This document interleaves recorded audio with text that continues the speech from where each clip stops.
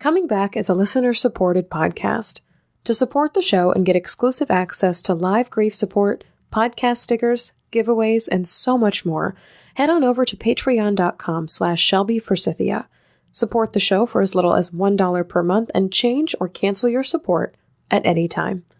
Thank you so much for listening. Hi there, everyone, and welcome to the Season 5 finale of Coming Back. Thank you so much for tuning in today. I cannot believe that we're here already, but yes, it is time for a break once again. We have heard from 11 phenomenal guests this season, and while we've covered a lot of rotating themes, one in particular stands out to me. I can best illustrate it with a question that I received on the 2019 bereavement cruise, and actually the question came out more like a statement because it wasn't something I could really truly answer. So while I was giving my workshop presentation on honoring secondary loss, I went around the room and I asked people to tell me some of their secondary losses, both to say them out loud for perhaps what might have been the first time, and to help others who were struggling to identify their secondary losses kind of churn around and get some ideas. So I heard things like, when my mom died, we also lost the family historian, the keeper of the scrapbooks, and the person who knew who everyone was in the photos. I lost all of my responsibilities because I was the caretaker for my son. And another person's secondary loss was I lost my creativity and I literally could not make things after my dad died. And then this woman in the third or fourth row spoke up and she said, I feel like I've lost my identity. Her son took his own life. And she said, since losing him, I don't know who I am anymore. Who am I now? And yes, grief growers, identity is one of the most enormous, unspoken secondary losses that each of us faces. Who am I now in the aftermath of loss? Now that this has happened, what does that make me? Do my old identities still hold? Do I have to take on new identities? Do people get to assign identities to me? Do I get to choose them for myself? What does it mean to really be X, Y, or Z? Who the hell am I now that loss has steamrolled through my life? This season we talked with Katie Huey from episode 65, who became more faithful in God in the aftermath of her dad's death. We talked to Dr. Sharon Prentice from episode 73, and she became intensely spiritual after the shared death experience that she had with her husband who died. Allison L. Miller in episode 71 self-identifies now as a pink-wearing fucking warrior goddess after her husband got cancer and died. Kate Manzer from episode 66 and Vivian Nunez from episode 72 both became hyper-mortality and death aware after the deaths of people in their own lives, and they each had to find ways to live with and cope with that newfound identity as an anxious or anxiety-ridden person when it comes to death. And Jessica Waite from episode 75 became a storyteller and a caretaker of a community after losing her husband. And these examples from this season of Coming Back are just facets of our identities, things like faith, things like job, work, mental health. These are all facets of our identities, grief growers. These are one or two elements of the whole of who we are as a person. And when grief comes through, it makes us almost obsessively root out and turn over and examine and interrogate every single little piece of ourselves that we formerly believed to be true. Our role in our households is called into question. Our abilities and identities as workers or members of a community are put under a microscope. Our faith in ourselves and humanity and God, if we ever believed in God, is massively, massively tested. Like, who am I now? What do I believe to be true now? What words align with me? What do I need to reject? What do I need to embrace? It's a lot of questions that come barreling at us all at once. Am I still a mother now that my child has died? Am I still a strong and capable person now that I've developed anxiety? Am I still a good worker after losing my husband? Am I still a good daughter, even though I have no mother to report back to?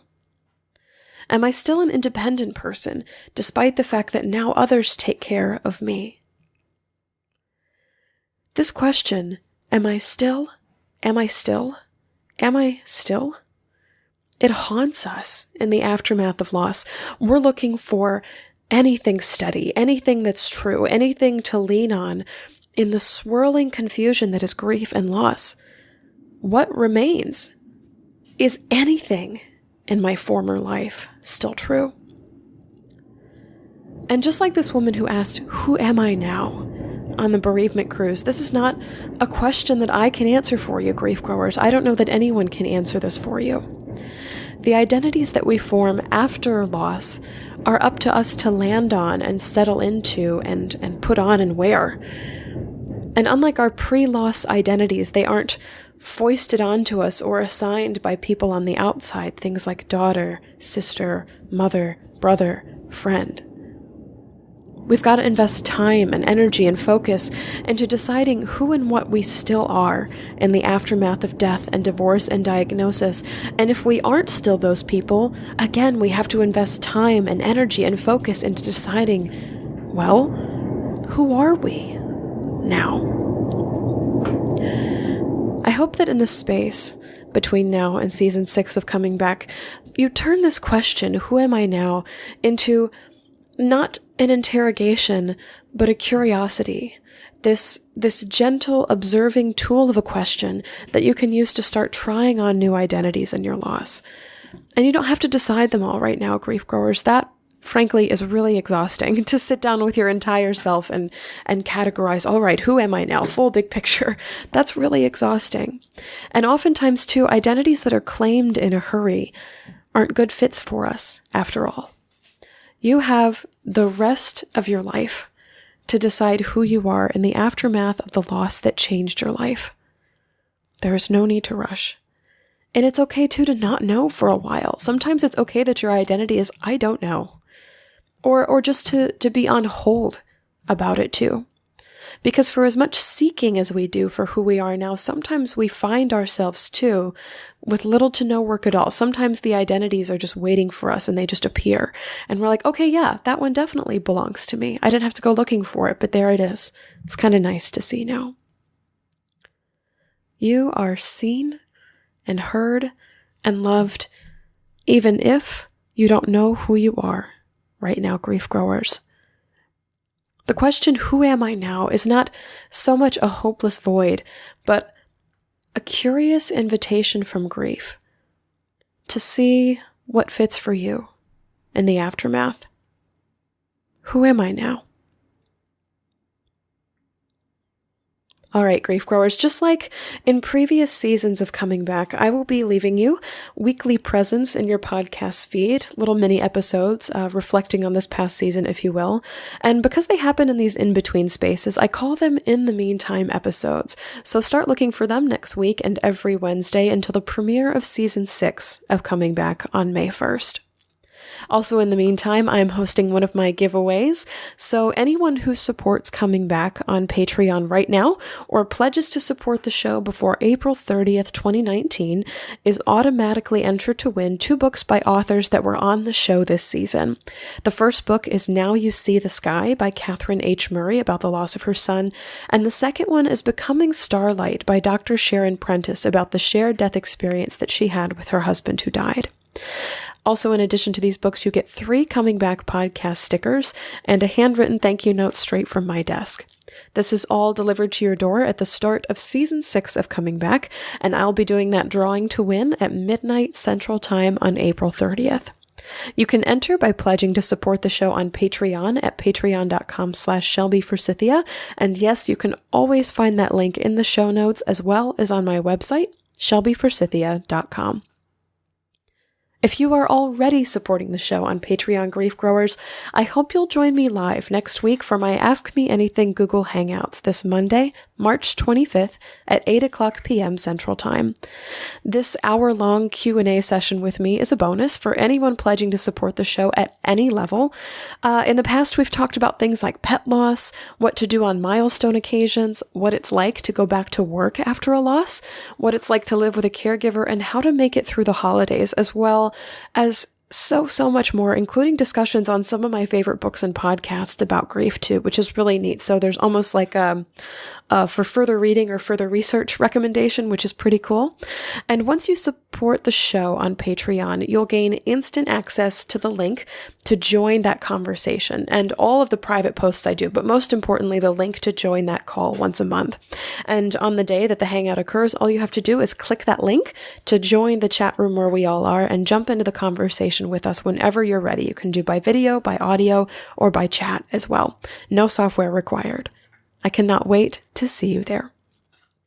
Also, before I leave you, I just wanted to let you know I am still accepting private grief coaching clients during my time away from the mic. Time off the air does not mean time off the grid for me, so I am still coaching one-on-one clients in the meantime. So if you would like to do some really deep, energetic, or practical grief work with me, tools for coming back, or maybe unlocking some energetic things where you feel stuck or heavy, check out my coaching page at shelbyforsythia.com/grief-coaching, and of course you can find that link in the show notes as well. Lastly, grief growers, if you have suggestions, questions, comments, guests, or topics that you would like to see in season 6 of Coming Back, please send them my way. So many of our interviewees here on Coming Back come from your suggestions in my inbox, and I would absolutely love to know what you want to know about and who you want to know from in the world of grief. So please email me at shelby@shelbyforsythia.com with your suggestions, and you might hear them on season 6 of Coming Back, which premieres on May 1st. I cannot wait to be back on the mic with you.